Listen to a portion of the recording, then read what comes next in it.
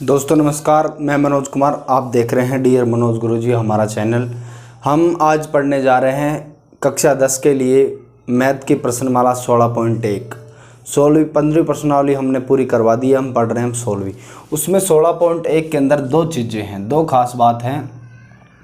एक तो है घनाभ, एक तो क्या है घनाभ, और एक क्या है घन।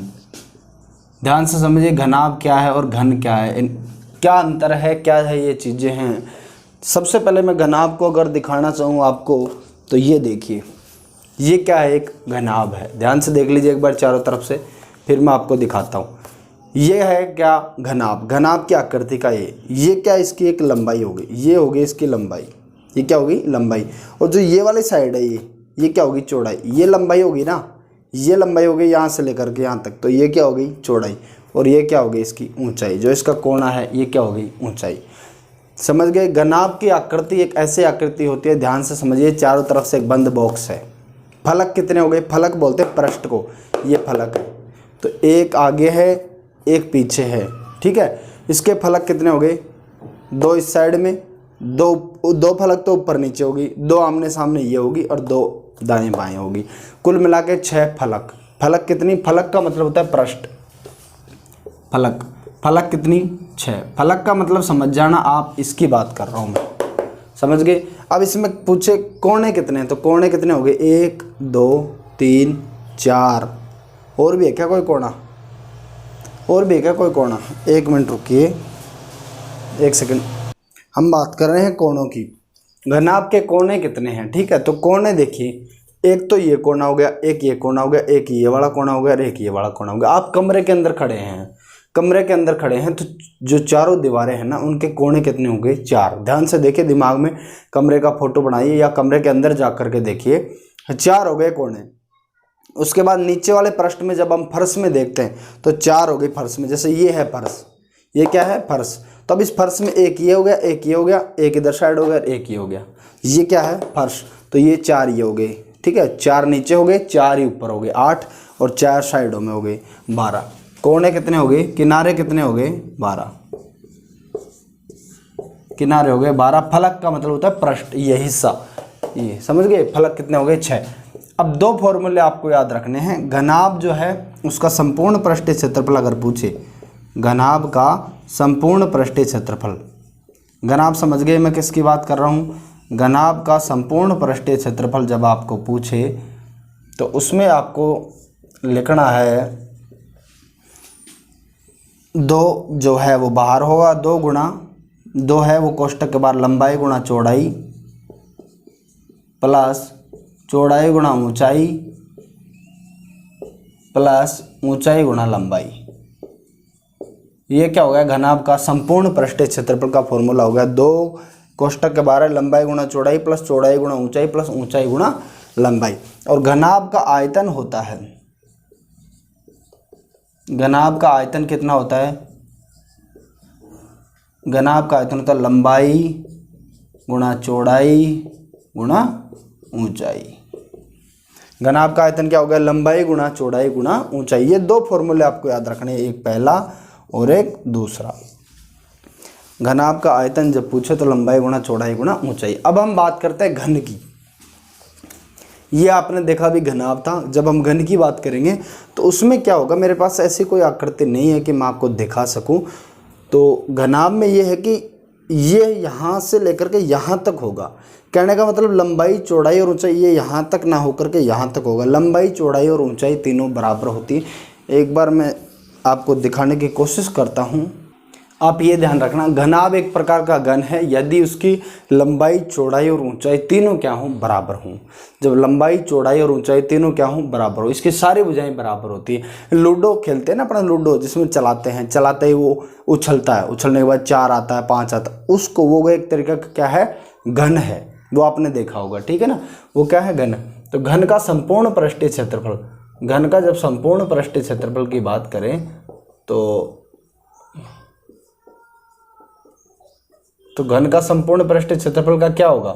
अब मैंने बताया लंबाई चौड़ाई ऊंचाई बराबर होती है, बराबर होती है तो यहाँ भी चौड़ाई की जगह लंबाई रख लो, ऊंचाई की जगह लंबाई रख लो, सब जगह लंबाई रख लो।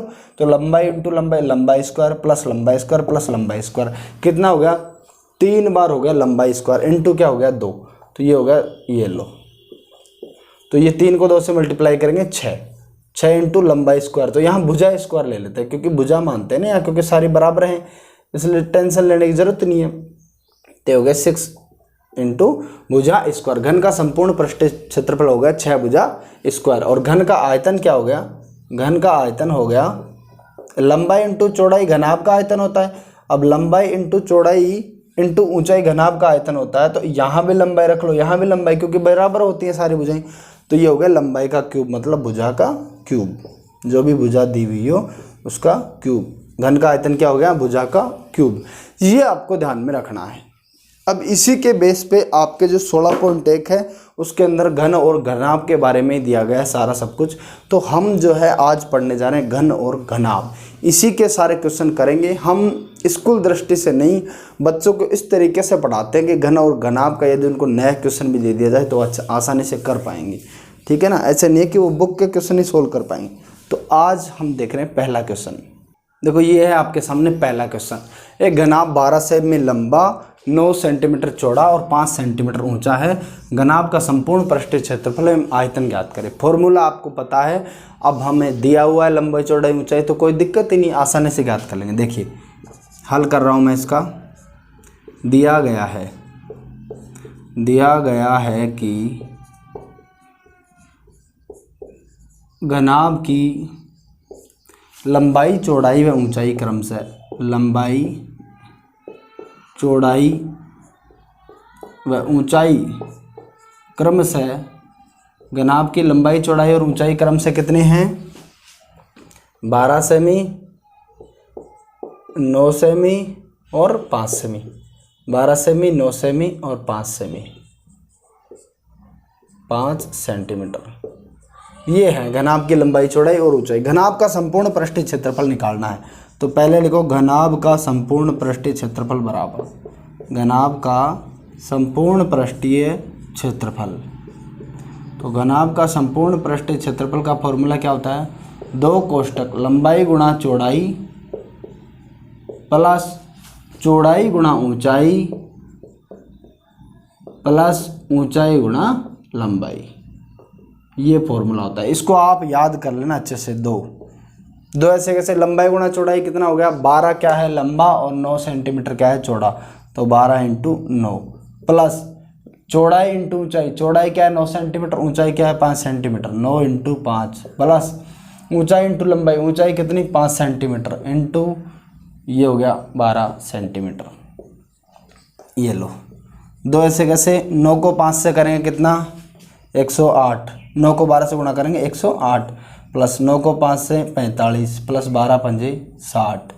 ये लो, अब कोई दिक्कत ही नहीं है, जोड़ लो आराम से। 0 5 और 8 13, 3 हासिल 1 और 6 7, 7 और 4 11, 11 का 1 हासिल 1, 213 इंटू 2 कितना हो गया 426 सेंटीमीटर स्क्वायर।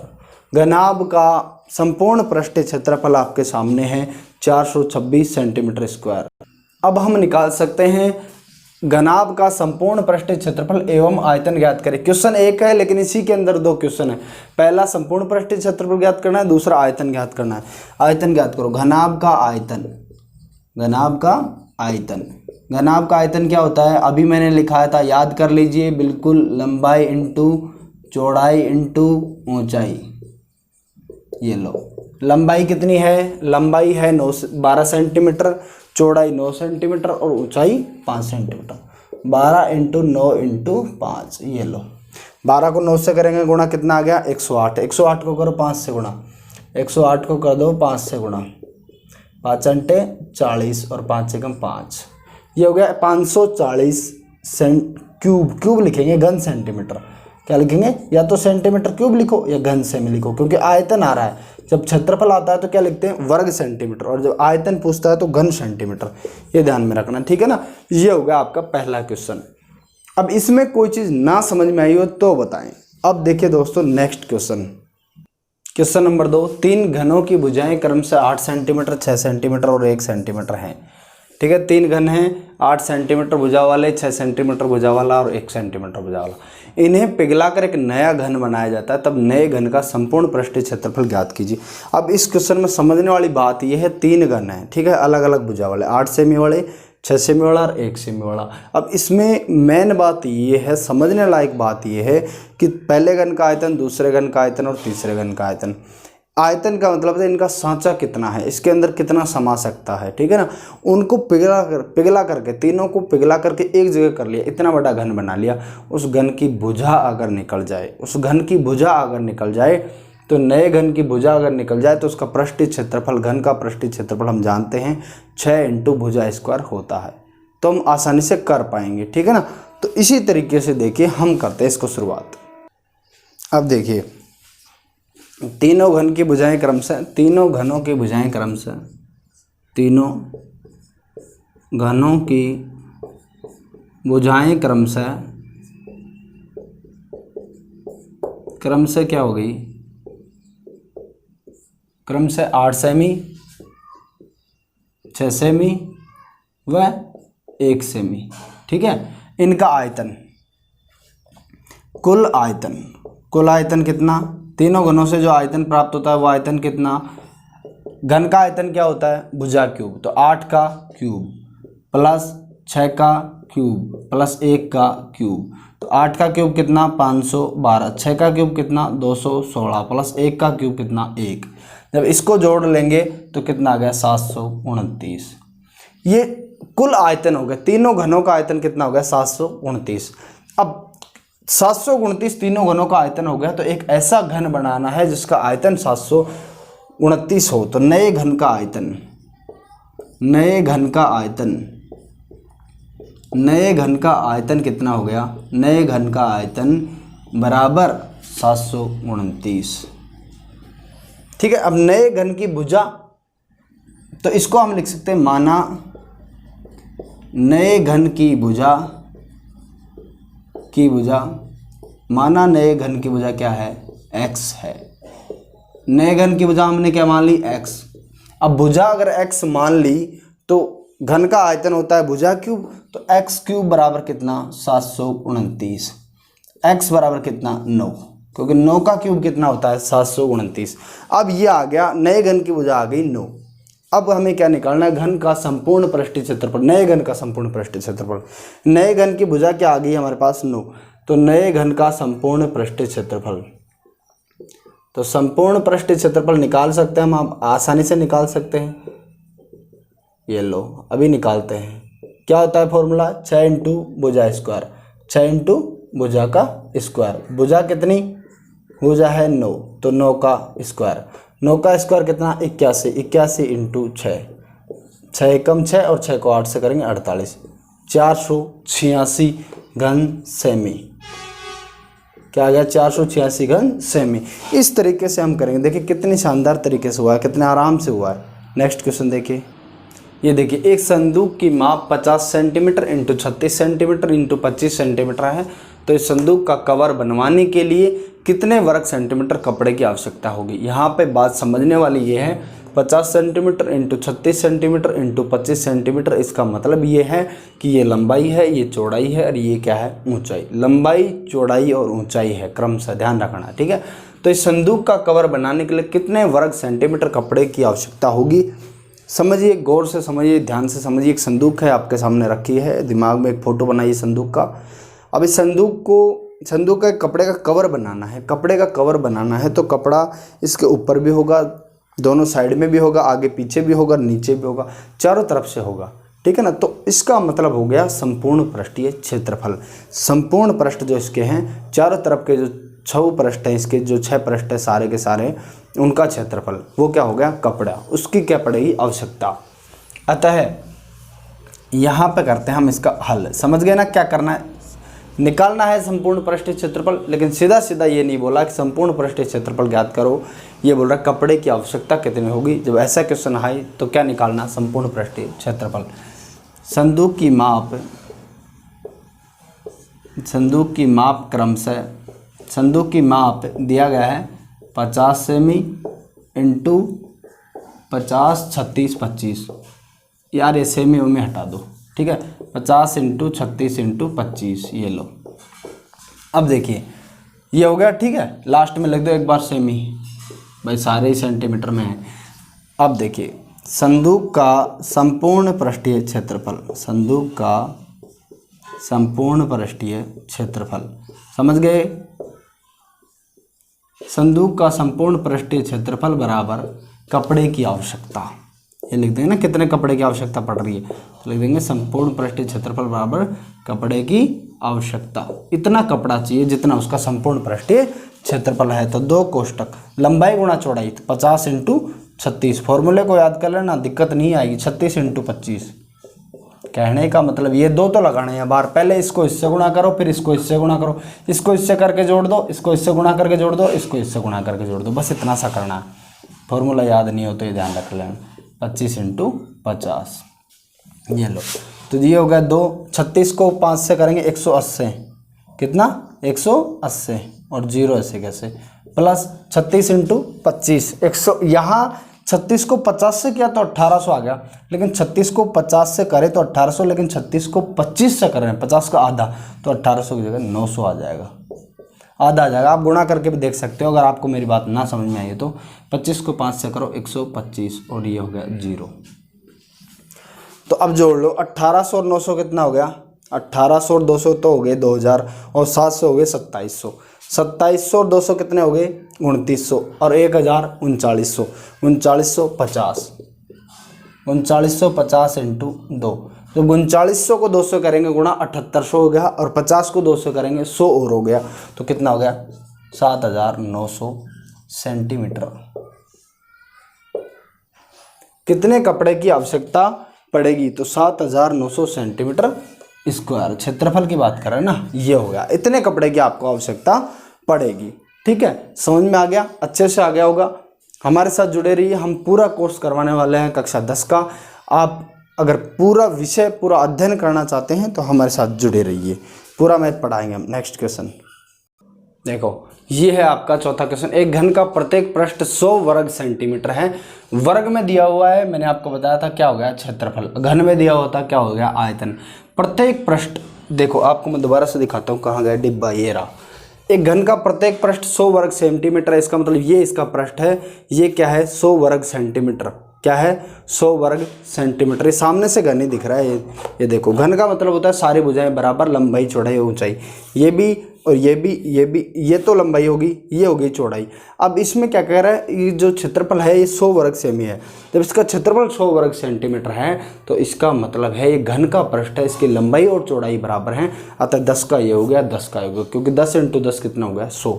तो लंबाई और चौड़ाई कितनी होगी 10 इंटू 10। यदि आधार के समांतर तल द्वारा, ये आधार है, ये इसका क्या है बेस, ये आधार के समांतर तल द्वारा घन को काट करके, ये आधार का समांतर तल है, इसके द्वारा घन को, अगर मैं इसको यहाँ से उड़ा दूँ, मैं इसको यहाँ से काट देता हूँ बिल्कुल बीच में से, 2 बराबर भागों में बांट दिया जाए तो प्रत्येक समान भाग का संपूर्ण पृष्ठीय क्षेत्रफल ज्ञात करो।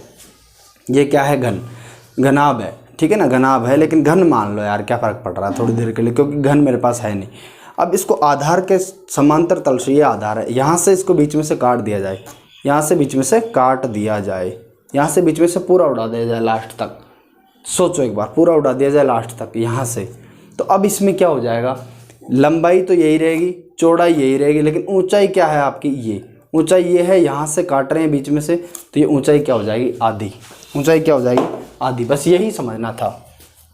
देखिए घन का संपूर्ण पृष्ठीय क्षेत्रफल ये है, घन का प्रत्येक पृष्ठ का क्षेत्रफल 10 इंटू 10 बराबर 100 वर्ग सेंटीमीटर है। अतः लिखिए घन का प्रत्येक पृष्ठ 100 वर्ग सेंटीमीटर है। घन का प्रत्येक पृष्ठ 100 वर्ग सेंटीमीटर है, प्रत्येक पृष्ठ 100 वर्ग सेंटीमीटर का हो गया, अतः स्पष्ट है। इससे क्या स्पष्ट हो रहा है मेरे भाई, लंबाई चौड़ाई ऊंचाई, लंबाई चौड़ाई 10 इंटू 10 आ गई, तो घन है तो ऊंचाई भी 10 ही होगी ना। अतः स्पष्ट है कि लंबाई चौड़ाई और ऊंचाई, चौड़ाई व ऊंचाई क्या हो गई 10 सेंटीमीटर, तीनों क्या हो गई 10 सेंटीमीटर। ठीक है, कोई दिक्कत नहीं।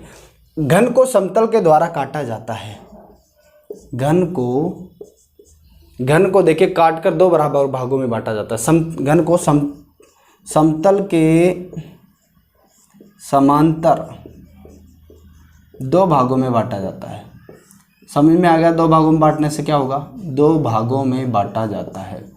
अब यदि जब इसको दो भागों में बांटा जाता है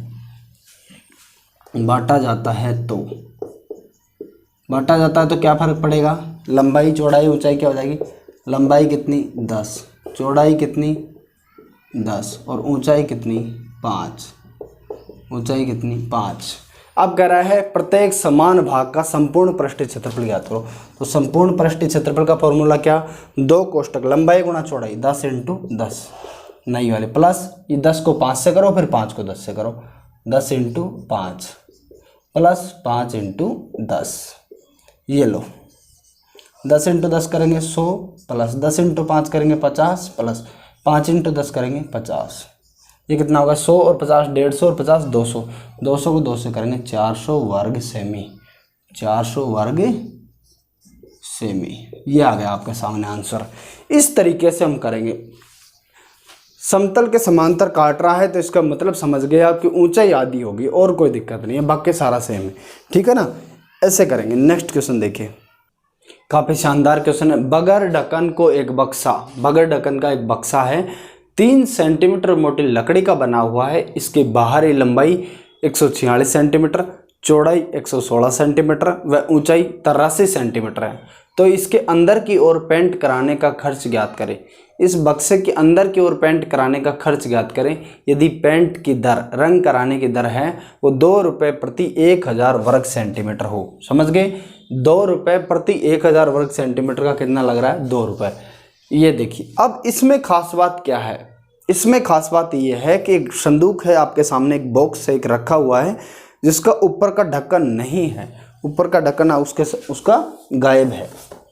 देखिए, ये आपके सामने एक संदूक है, मान लो ये ऊपर का ढक्कन आपके पास नहीं है, ये नहीं है। ठीक है, तो अब इसमें क्या दे रखा है? लंबाई जो है वो क्या है? 146 सेंटीमीटर, चौड़ाई क्या है? 116 सेंटीमीटर और ऊंचाई क्या है? 83 सेंटीमीटर। अब देखिए लंबाई कितनी? 146। अब लंबाई 146 है, 3 सेंटीमीटर मोटी लकड़ी से बनाओ, तो लंबाई इससे लेकर के इसको नहीं हटाना है, यहाँ से लेकर के यहाँ तक, इसको यहाँ से लेकर के यहाँ तक लंबाई कितनी होगी? 146। अब लंबाई 146 है तो उसमें से क्या कह रहा है? 3 सेंटीमीटर मोटी लकड़ी, ये लकड़ी है 3 सेंटीमीटर मोटी, दोनों तरफ ये 3 सेंटीमीटर मोटी ये लकड़ी है। तो जब वास्तव में इसके अंदर से लंबाई देखेंगे, जब कलर कराना है तो अंदर से लंबाई देखनी पड़ेगी।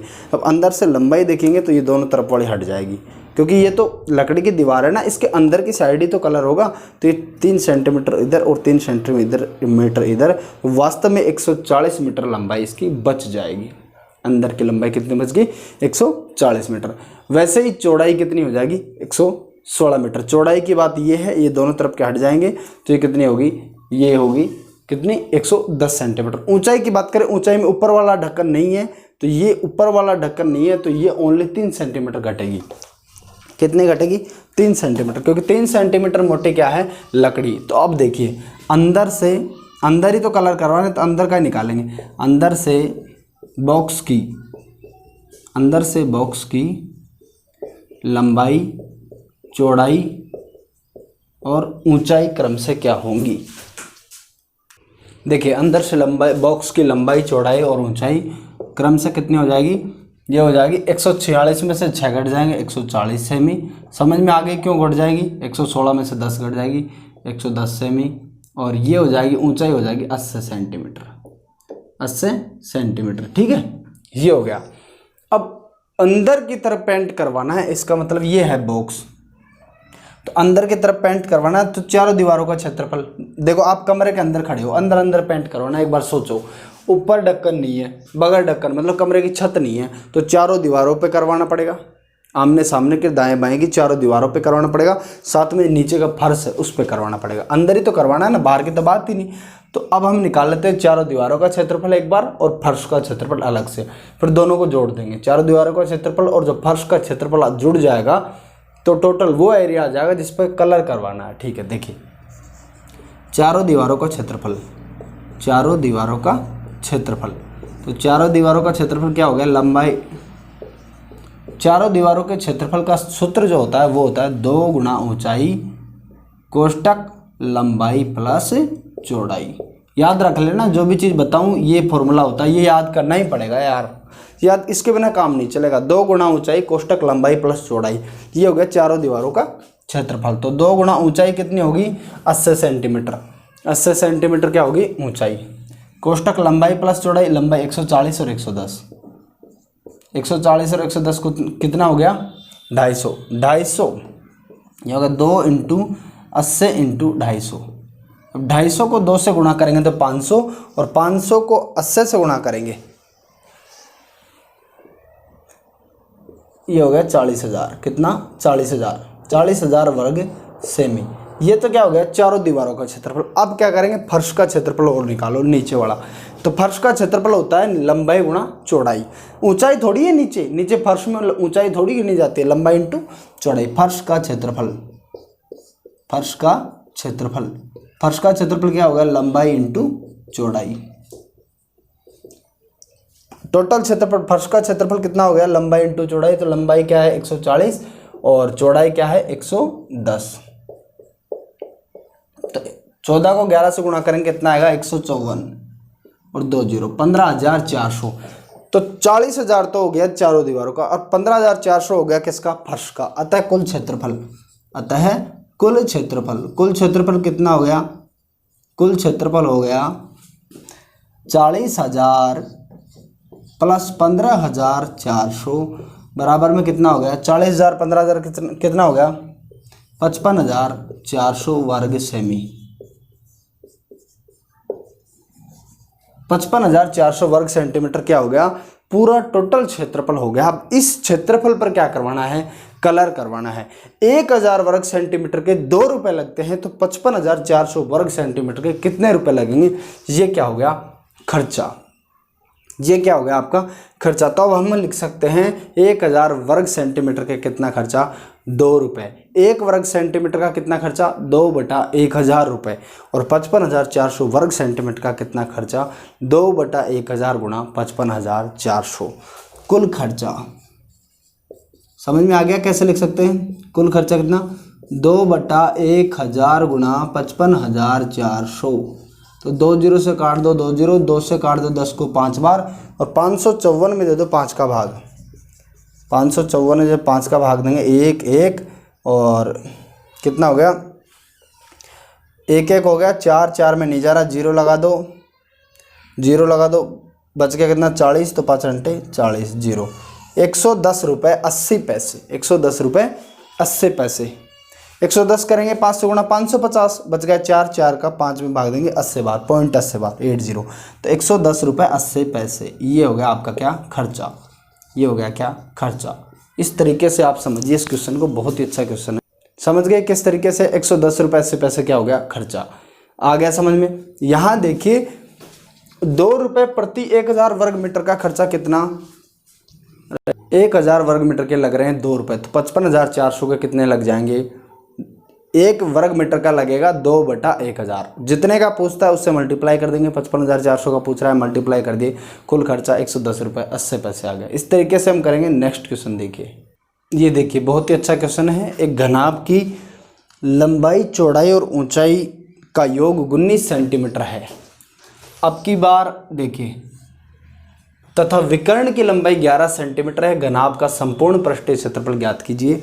यहाँ पे घनाभ का संपूर्ण पृष्ठीय क्षेत्रफल क्या पूछ रहा है, तो यदि हमें लंबाई चौड़ाई और ऊंचाई अलग अलग दी हुई होती तो हम फॉर्मूले में रख देते, सीधा घनाभ का संपूर्ण पृष्ठीय क्षेत्रफल आ जाता। लेकिन हमें उनका योग दिया हुआ है, साथ में विकर्ण की लंबाई दी हुई है। अब देखिए लंबाई चौड़ाई ऊंचाई को मैं LBH मान रहा हूँ। L का मतलब लेंथ, B का मतलब होता है चौड़ाई, ब्रॉड कितना चौड़ा है, और H का मतलब हाइट कितना ऊंचा है। घनाभ की लंबाई चौड़ाई और ऊंचाई का योग दिया गया है, दिया गया है L + B + H बराबर कितना 19 centimetre. L plus B plus H का मतलब है लंबाई प्लस चौड़ाई प्लस ऊंचाई कितनी 19 सेंटीमीटर तथा विकर्ण की लंबाई 11 सेंटीमीटर। एक बात ध्यान रखना, घनाभ के विकर्ण की लंबाई का सूत्र क्या होता है? घनाभ के विकर्ण की, जहाँ बोल दूँ नया फॉर्मूला आ गया वहीं याद कर लेना। घनाभ के विकर्ण की लंबाई बराबर, घनाभ के विकर्ण की लंबाई का फॉर्मूला होता है लंबाई स्क्वायर प्लस चौड़ाई स्क्वायर प्लस ऊंचाई स्क्वायर का अंडर रूट। जब लंबाई स्क्वायर प्लस चौड़ाई स्क्वायर प्लस ऊंचाई स्क्वायर का अंडर रूट ले लिया जाए तो आ जाता है घनाभ के विकर्ण की लंबाई। क्या आ जाती है? घनाभ के विकर्ण की लंबाई। ये हो गया फॉर्मूला। अब हमें घनाभ के विकर्ण की लंबाई दे रखी है, तो घनाभ के विकर्ण की लंबाई दे रखी है, वो कितनी दे रखी है? 11 सेंटीमीटर। ठीक है, 11 सेंटीमीटर। अब ध्यान में रखिए, अब जब मैं स्क्वायर करता हूँ दोनों साइड से, तो स्क्वायर से ये लो, दोनों तरफ मैं अगर स्क्वायर कर देता हूँ तो ये स्क्वायर से रूट कट जाएगा। ठीक है ना, तो इधर तो बच गया L square plus B square plus H square, और इधर हो गया 11 का स्क्वायर कितना? 121। यहाँ तक कोई दिक्कत नहीं होनी चाहिए। ठीक है ना, जैसे दिया हुआ था घनाभ के विकर्ण की लंबाई का फॉर्मूला होता है L square plus B square plus H square का अंडर रूट।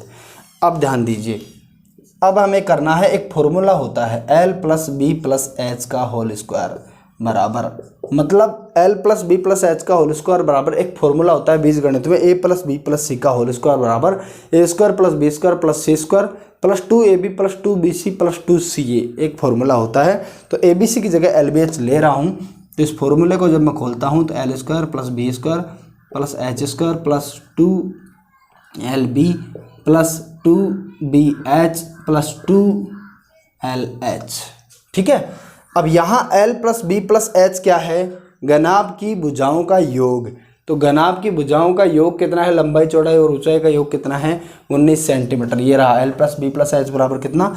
19 सेंटीमीटर। तो 19 का स्क्वायर बराबर L square plus B square plus H square का मान हमने निकाला कितना? 121। यहाँ तक ये कितना हो गया? 121 प्लस यहाँ 2 कॉमन ले लेता हूँ मैं, 2 इसके पास भी है, 2 इसके पास भी है, 2 इसके पास भी है, तो हो गया L B plus B H plus H L.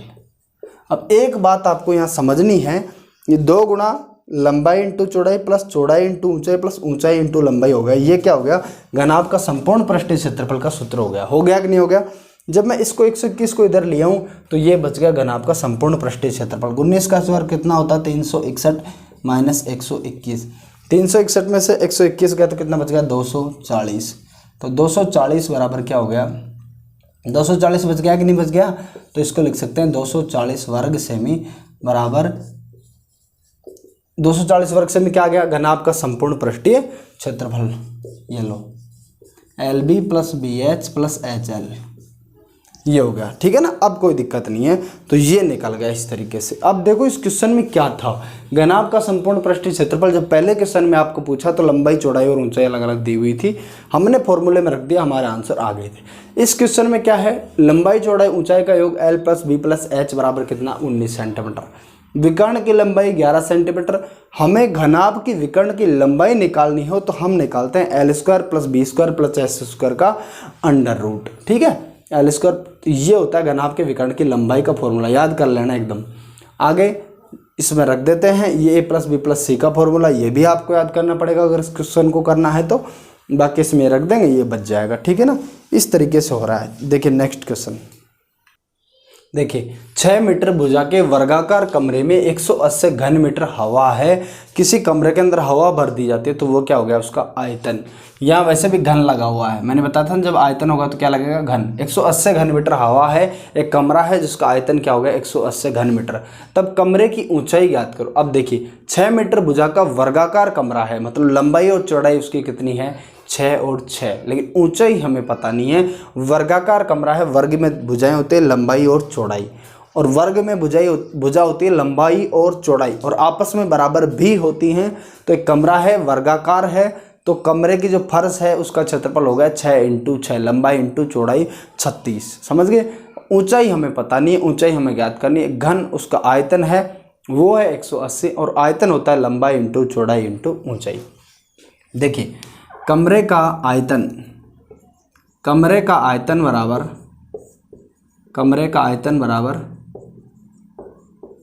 180 घन मीटर। 180 घन मीटर। कमरे का आयतन तो ये हो गया।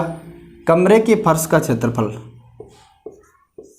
कमरे के फर्श का क्षेत्रफल, कमरे के फर्श का क्षेत्रफल बराबर, वर्गाकार है तो लंबाई इंटू चौड़ाई, 6 मीटर का है तो 36 मीटर। तो कमरे की ऊंचाई निकालनी है तो ऊंचाई निकाल लेंगे। कमरे की ऊंचाई बराबर, तो कमरे की ऊंचाई कैसे निकलेगा, निकल जाएगा। कमरे की ऊंचाई बराबर कमरे का आयतन बटा क्षेत्रफल, कमरे का आयतन बटा क्षेत्रफल। तो आयतन तो हमारे पास है ही, क्षेत्रफल हमारे पास है ही। आयतन तो कितना हो गया 180 और क्षेत्रफल कितना हो गया 36। 180 में 36 का भाग देखो कितना, 5 मीटर। ऊंचाई कितनी हो गई, 5 मीटर। ये हो गई कमरे की ऊंचाई, हो गई 5 मीटर। समझ में आ गया। जो क्षेत्रफल होता है वो होता है लंबाई इंटू चौड़ाई, और आयतन होता है वो होता है लंबाई इंटू चौड़ाई इंटू ऊंचाई। तो यहाँ तो लंबाई इंटू चौड़ाई इंटू ऊंचाई इसके अंदर है, गुणा हो रही है। यहाँ लंबाई इंटू चौड़ाई है तो इसमें इसका भाग दे देंगे तो ऊंचाई हमारे को प्राप्त हो जाएगी। ठीक है, तो लंबाई ऊंचाई आ गई 5 मीटर। इस तरीके से हम कर रहे हैं नेक्स्ट क्वेश्चन।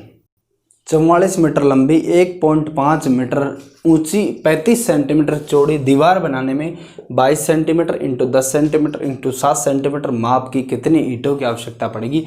दीवार है, दीवार भी अपने आप में घनाभ है और ईंट है वो भी अपने आप में घनाभ है। तो दीवार का आयतन हमें बनाना है, दीवार बनानी है। इसका मतलब दीवार का जो पूरा आयतन है उसमें एक एक ईंट का आयतन सेट करें तो कितनी ईंटें लग जाएं कि पूरा आयतन दोनों का बराबर हो जाए। ठीक है ना। तो दीवार का आयतन निकाल करके उसमें एक ईंट का आयतन का भाग यदि दे दिया जाए, दीवार का आयतन ये इतनी बड़ी दीवार है, इसमें एक इतनी सी ईंट लग रही है, इसका यदि भाग दे दिया जाए तो पता चल जाएगा कितनी ईंटें लगेंगी। ठीक है ना। तो देखिए आप, दीवार का आयतन, दीवार का आयतन, अब दीवार का आयतन क्या है, दीवार अपने आप में क्या है, एक घनाभ। और घनाभ का आयतन क्या होता है, लंबाई इंटू चौड़ाई इंटू ऊंचाई। यहाँ ध्यान देने की बात यह है, ये 44 मीटर में है, ये 1.5 मीटर में है और ये 35 सेंटीमीटर में है। बाकी नीचे जो दिया हुआ है वो भी सेंटीमीटर में है, जो ईंट हैं वो भी सेंटीमीटर में है तीनों, ये सेंटीमीटर में, ये दोनों मीटर में है। तो इनको मैं बदल लेता हूँ किसमें, इसको मैं बदल लेता हूँ सेंटीमीटर में। तो पहले निकालो एक बार, ये निकालो दीवार की लंबाई चौड़ाई ऊंचाई क्रम से, दीवार की लंबाई चौड़ाई व ऊंचाई क्रम से क्या होंगी, ऊंचाई क्रम से क्या होगी। 44 मीटर है लंबाई, इसका मतलब हो गया 4400 सेंटीमीटर।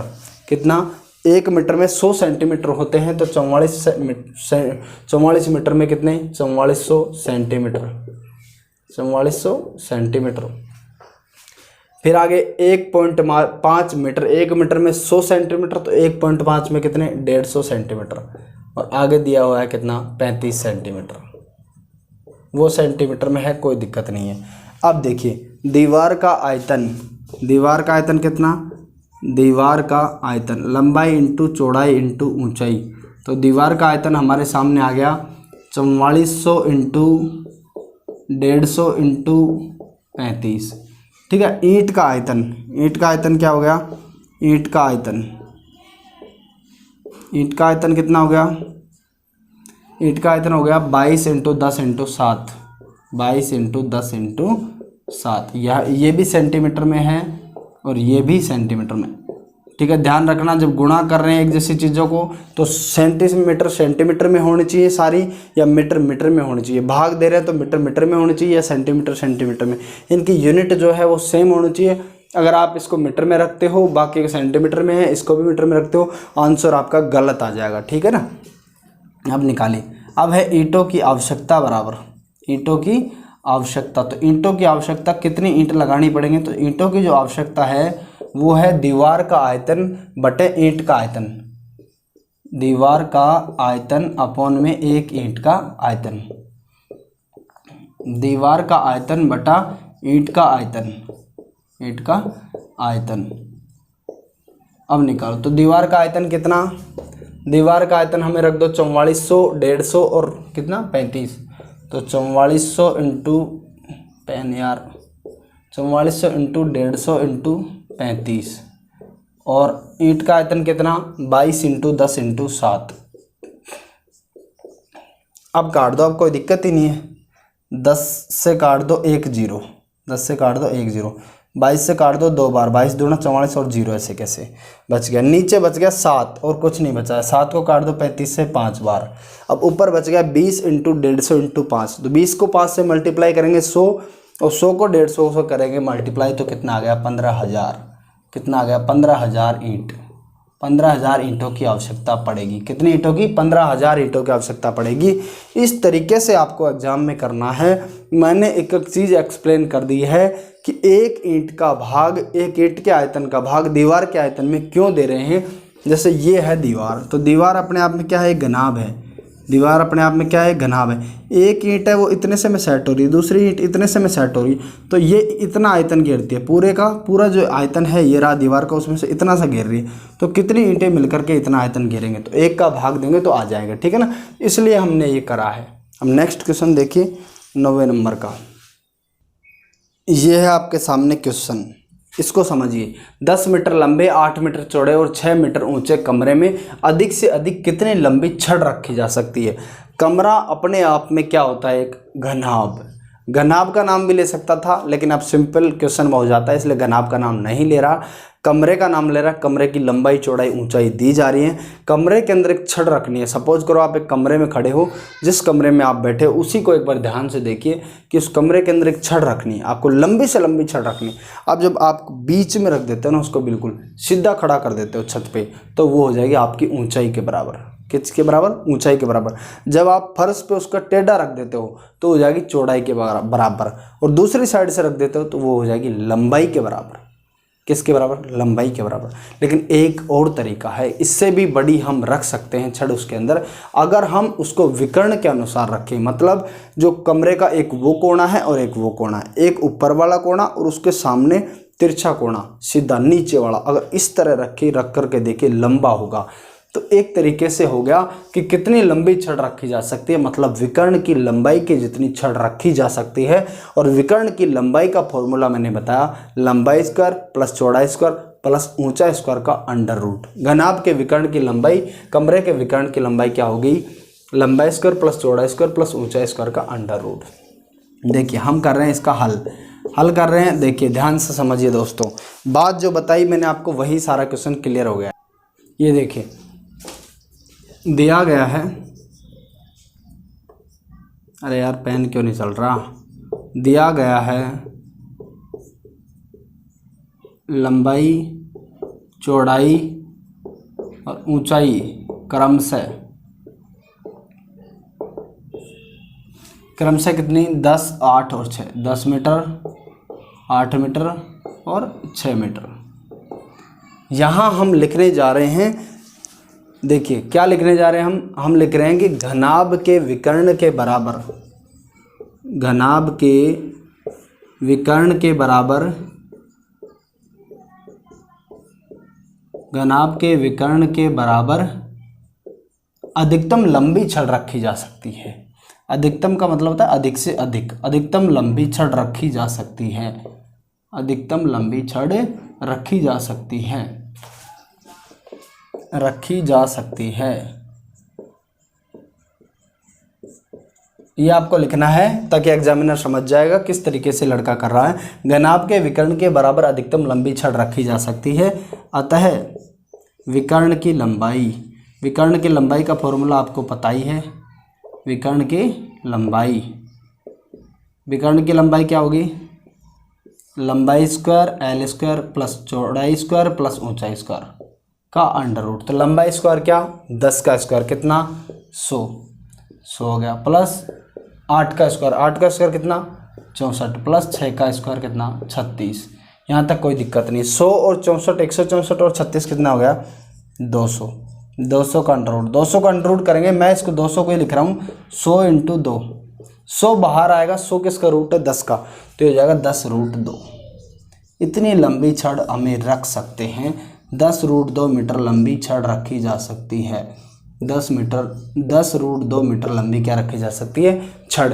जब देखो, जब लंबाई के अकॉर्डिंग रखते आंगन में तो 10 मीटर लंबी होती, रखी जा सकती थी। चौड़ाई के अनुसार 8 की और ऊंचाई के अनुसार 6 की। लेकिन देखो 10√2 की रख सकते हैं, सबसे ज़्यादा रख सकते हैं। ठीक है ना, ये रख सकते हैं। तो ये हो गया आपके सामने। अब देखते हैं नेक्स्ट क्वेश्चन। पढ़ते रहिए दोस्तों, पूरा कोर्स करवाया जाएगा, निश्चिंत रहिए। एक घन का आयतन 512 घन मीटर है, तो उसकी भुजा ज्ञात करो। तो अब सीधी सी बात है, घन का आयतन क्या होता है? भुजा क्यूब। तो भुजा का क्यूब मतलब भुजा x है, तो x का क्यूब 512 है, तो x का मान निकालो, भुजा x है। देखिए, माना घन की भुजा बराबर x मीटर, अतः घन की भुजा हमने क्या मान ली? x metre. अतः घन का आयतन क्या हो गया? घन का आयतन बराबर भुजा क्यूब, तो x का क्यूब। प्रश्न के अनुसार क्या है? प्रश्न में दे रखा है घन का आयतन 512, तो हम लिख सकते हैं x क्यूब बराबर 512। x क्यूब बराबर एक ऐसी संख्या है जिसका क्यूब 512, तो 8 इंटू 8 इंटू 8 क्या होगा? 512। 10 तक क्यूब रूट याद कर लीजिए, कोई दिक्कत नहीं है। यहाँ जब ये क्यूब इधर से हटेगा तो इधर रूट लग करके अंदर 3 लगेगा। जब स्क्वायर हटता है ना तो 2 लगाते नहीं है, 2 का मतलब ही रूट होता है। यहाँ 4 हो तो यहाँ अगर x की पावर 4 होती तो यहाँ अंदर 4 लग जाता। तो x बराबर कितना आ गया? 8 मीटर। अब मान लो आपके दिमाग में ये चल रहा होगा कि सर बड़ी संख्या हो, 512 न होकर के 512 से बड़ी हो, 10,985 हो मान लो, तो वो x का मान क्या निकलेगा? वो हम कैसे निकालेंगे? तो उसके लिए मैं आपको सॉल्यूशन बता रहा हूँ। 512 का आपको गुणनखंड करना है। 512 करो, 2 का भाग दो, 2 दूना 4, 2 पंजे 10, 2 छिक्का 12, 2 बार जा रहा, फिर 2 का 2 1, 2 बार जा रहा 4, ये हो गया 16, तो 2 अंटे 16, फिर 2 का 2, 2 छिक्के 12, 2 चौके 8, फिर 2 का 2, 2 तिया 6, 2 दूना 4, फिर 2 का 2 16, फिर 2 का 2 8, फिर 2 का 2 4, फिर 2 का 2 कितना? 2, फिर 2 का 2 कितना? 1। जब तक 2 का नहीं जा रहा तो 3 का 2, 3 का नहीं जा रहा तो 4 का 2, 5 का 2 देते रहो, लेकिन 2 का ही गया लास्ट तक, इसलिए मैंने 2 का ही दिया, जब तक यहाँ 1 ना आ जाए। अब यहाँ देख लो कितने बार संख्या आ गई, 2 कितने बार आ गई, उसमें 3 का जोड़ा बना लो। 3 का जोड़ा बनाओ, उस जोड़े में से 1 लेना। एक तो ये हो गया 3 का जोड़ा, एक ये हो गया 3 का जोड़ा, और एक ये हो गया 3 का जोड़ा। तो इस 3 के जोड़े में से 1 2 लेना है, इसमें से 1 2 लेना है, और इसमें से 1 2 लेना है। तो 2 इंटू 2 इंटू 2, 2 इंटू 2 इंटू 2 क्या हो गया? 8 मीटर। 2 दूना 4, 4 दूनी 8, तो ये हो गया 8 मीटर। अगर इस तरीके से आपको ना याद हो तो इस तरीके से करना है, ठीक है ना। अब आगे देखिए नेक्स्ट क्वेश्चन। सारी समस्याओं का हल किया जाएगा, चिंता करने की जरूरत नहीं है। एक दीवार की लंबाई चौड़ाई और ऊंचाई क्रमशः 5 मीटर, 30 सेंटीमीटर और 3 मीटर है। तो दीवार बनाने में 20 centimetre into 10 centimetre into 7.5 centimetre नाप की कितनी ईंटों की आवश्यकता पड़ेगी? मैंने आपको पहले भी बताया, काफ़ी बार, आज फिर बता रहा हूँ। पिछले क्वेश्चन में बताया था कि नाप आपको सेम लेनी है, या तो सारी मीटर में लेनी है या सारी सेंटीमीटर में लेनी है, नहीं तो आपकी कैलकुलेशन ख़राब हो जाएगी। 5 मीटर है, 1 मीटर में 100 सेंटीमीटर हो रहे हैं, 500 सेंटीमीटर ये हो गया। 30 सेंटीमीटर है, कोई दिक्कत नहीं। 3 मीटर, 1 मीटर में 100 सेंटीमीटर, 300 सेंटीमीटर ये हो गया। ये सेंटीमीटर में है, ये सेंटीमीटर में है, और ये सेंटीमीटर में है, कोई दिक्कत नहीं है। अलग से एक बार दीवार का आयतन निकाल लेते हैं, फिर ईंट का आयतन निकालेंगे। दीवार वाले में ईंट का भाग लगा देंगे, आपका आंसर आ जाएगा कितनी ईंट चाहिए। तो दीवार का आयतन बराबर, दीवार का आयतन कितना? 5 मीटर है, इसकी जगह 500 मीटर, मीटर को रहने दो ऐसे लिख लो, 500 इंटू 30 सेंटीमीटर में है, उसको मत छेड़ो, और 3 मीटर है, इसको लिख लो 300 सेंटीमीटर। दीवार बनाने में इस नाप की ईंट चाहिए, तो ईंट का आयतन, एक ईंट का आयतन निकालो। एक ईंट का आयतन, एक ईंट का आयतन कितना होगा? सेंटीमीटर में दिया हुआ है सारा कुछ, टेंशन लेने की ज़रूरत ही नहीं है। 20 इंटू 10 इंटू 7.5, ये लो। अब निकाल लो ईंटों की आवश्यकता, आराम से निकल जाएगी, कोई दिक्कत ही नहीं है, ठीक है ना। ईंटों की आवश्यकता बराबर टोटल है दीवार का आयतन कितना? 500 इंटू 30 इंटू 300, 500 इंटू 30 इंटू 300, इसमें भाग दे दो ईंट के आयतन का। 20 इंटू 10 इंटू 7.5। एक काम करते हैं, जब नीचे यहाँ पर 7.5 राइट साइड में पॉइंट के बाद में एक अक्षर है, तो जब ये पॉइंट हटेगा ना तो ऊपर की साइड 1 0 लगेगी, मतलब ऊपर की साइड 10 लगेगा, ठीक है ना। तो इसको हटा दो और इसको क्या कर दो? 10 यहाँ पे कर दो। अब कोई दिक्कत नहीं, अब आप आसानी से कर सकते हो। अब काटो, 20 से काट लो, 20 से काटो, तो 20 से काटूंगा 0 से 0 कट गया, 2 से 25 कटेगा, 20 वो 50 कटेगा कितने बार? 25 बार। 10 से कटे, 10 से कट गया ये 10, 75 से कट गया 300 कितने बार, 4 बार। तो नीचे तो क्या बचा, नीचे कुछ नहीं बता, ऊपर बच गया 25 × 30 × 4। तो 25 को 4 से गुणा करता हूँ 100 और 100 को 30 से करता हूँ 30 × 100 बराबर 3000 ईंट। कितनी ईंट, 3000 ईंट।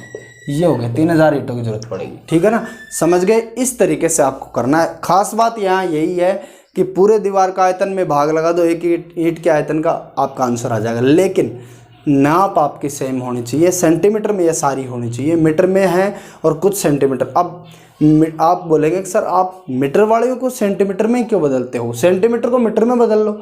तो जब सेंटीमीटर को मीटर में बदलना है, जैसे इसको बदलना है 20 सेंटीमीटर को, तो 20 इसमें 100 का भाग लगेगा, तो ये होगी 1/5 मीटर। अब ये थोड़ा टेढ़ा काम हो गया, और भी कैलकुलेशन में आपको और भी ज़्यादा दिक्कत आई, इसलिए आप बड़ी इकाई को छोटी इकाई में बदलें, मीटर को सेंटीमीटर में बदलें, ना कि सेंटीमीटर को मीटर में बदलना है, ठीक है। इस तरीके से समझते रहिए, मज़ा लेते रहिए। नेक्स्ट क्वेश्चन देखिए दोस्तों, देखिए एक घनाभ की लंबाई चौड़ाई ऊंचाई का अनुपात 5:3:2 है। अब लंबाई चौड़ाई ऊंचाई 5:2 दी हुई थी पहले, लेकिन अब क्या है, अनुपात 5:3:2 है। अनुपात 5:3:2 है, इसका मतलब ये है कि ये जो है लंबाई, ये 3 × 15 हो सकती है, तो ये 3 × 9 और ये 3 × कितनी, 6। लंबाई चौड़ाई ऊंचाई 15, 9 और 6 भी हो सकती है। ये 2 गुणा, ये 10, ये 6 और ये 4, ये लंबाई चौड़ाई ऊंचाई ये भी हो सकती है। इसका 8 गुणा, ये 40 और इसका 8 गुणा कितना, 24 और इसका 8 गुणा 16, ये भी हो सकती है, कुछ भी हो सकती है। लेकिन यदि इसको भाग दिया जाए, यदि इस जैसे मैं इसको 8 से भाग दे रहा हूँ, तो ये आ गया 5, ये आ गया 3 और ये आ गया 2, 5:3:2 आ रहा है। इसका मतलब ये इनका अनुपात 5:3:2 है। ये 15, 9, 6 भी हो सकती हैं, 10, 6, 4 भी हो सकती हैं, 40, 24, 16 भी हो सकती है, कुछ भी हो सकती हैं। 5:3:2 का कोई सा भी गुणा हो सकती है। अनुपात का मतलब ये है, ठीक है ना। तो मैं मान रहा हूँ कि ये x गुणा है, तो माना क्या है ही, घनाभ की लंबाई चौड़ाई व ऊंचाई, घनाभ की लंबाई चौड़ाई ऊंचाई क्रमशः, लंबाई चौड़ाई ऊंचाई 5:3:2 के अनुपात में है, तो 5x 3x और क्या होगी, 2x हो गई। ये हो गई लंबाई चौड़ाई ऊंचाई। घनाभ का संपूर्ण पृष्ठीय क्षेत्रफल कितना, 558। संपूर्ण पृष्ठीय क्षेत्रफल हम जानते हैं क्या होता है, 2 × 2, फिर कोष्ठक के अंदर लंबाई इंटू चौड़ाई प्लस चौड़ाई इंटू ऊंचाई प्लस ऊंचाई इंटू लंबाई। घनाभ का संपूर्ण पृष्ठीय क्षेत्रफल, तो ये लिख लो, घनाभ का संपूर्ण पृष्ठीय क्षेत्रफल बराबर, घनाभ का संपूर्ण पृष्ठीय क्षेत्रफल बराबर क्या हो गया, 2 लंबाई इंटू चौड़ाई, तो 5x लंबाई है, ये चौड़ाई है, वो ऊंचाई। तो इसको इससे गुणा करेंगे, इसको इससे गुणा करेंगे, फिर इसको इससे कर देंगे, तो 5x × 3x plus 3x × 2x plus 2x × 5x। समझ में आ गया। अब देखिए 5x को 3x बराबर, संपूर्ण पृष्ठ क्षेत्रफल दिया हुआ कितना, 558 दिया हुआ ना, तो बराबर रख दो। ये संपूर्ण पृष्ठ क्षेत्रफल बराबर 558 दिया हुआ, हमने रख दिया। अब यहाँ देखिए 2 से काट देता हूँ मैं जब इस 558 को, तो ये हो गया 2 दूना 4, 1 ये 15 हो गया, 2 संते 14, फिर 1 ये 18, 2 नाम 18, 200 कितना हो गया, 79। 200 हो गया कितना, 79।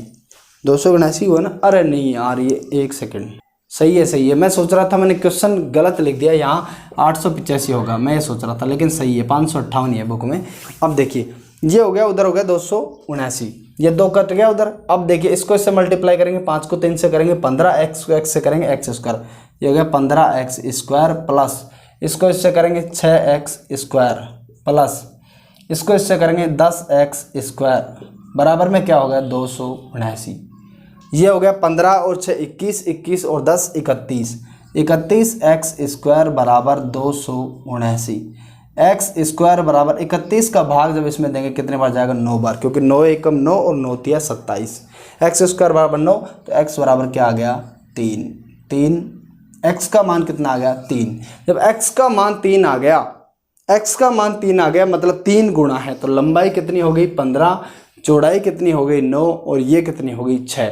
तो उसकी कोरों की माप ज्ञात करें। कोरों का मतलब उसकी लंबाई चौड़ाई ऊंचाई, कोर बोलते हैं उनको, उनकी माप ज्ञात करो। अतः थोड़ा सा अलग से लिख रहा हूँ, अतः लंबाई चौड़ाई ऊंचाई, लंबाई चौड़ाई ऊंचाई क्रम से क्या हो गई, लंबाई कितनी हो गई 5 × 3, ये हो गई 15, चौड़ाई क्या हो गई 3 × 3, x का मान 3 आ गया ना, ये हो गई 9, और ऊंचाई क्या हो गई 2x, 2 × x का मान कितना 3, ये हो गई 6। तो ये हो गई 15 मीटर लंबाई, 9 मीटर चौड़ाई और 6 मीटर क्या है ऊंचाई। ये लो इस तरीके से है। तो उनकी कोरों के माप आ गया। अब कुछ भी पूछे मेरे भाई इसी तरीके से हम पढ़ाते हैं। ये आपकी आज 16.1 ख़त्म हो गई है, कल 16.2 करवाएंगे। जो भी भाई बहन पढ़ रहे हैं अपने साथी को, अपने दोस्त को, अपने मित्र को ज़रूर से ज़रूर बताएं कि 10वीं क्लास की पूरी मैथ वहाँ पे चल रही है, 12वीं क्लास की मैथ पूरी वहाँ पर चल रही है। आप वहाँ पर पढ़ा सकते हैं, लुत्फ़ उठा सकते हैं। आप मुझे कमेंट करें, यदि कोई दिक्कत हो, किसी भी प्रकार की कोई समस्या हो तो मैं उसका समस्या का निपटारा ज़रूर करूँगा, ठीक है ना। तो बने रहिए, देखते रहिए, सब्सक्राइब ज़रूर कर दीजिए, वीडियो को लाइक कर दीजिए अगर मज़ा आया हो तो। धन्यवाद।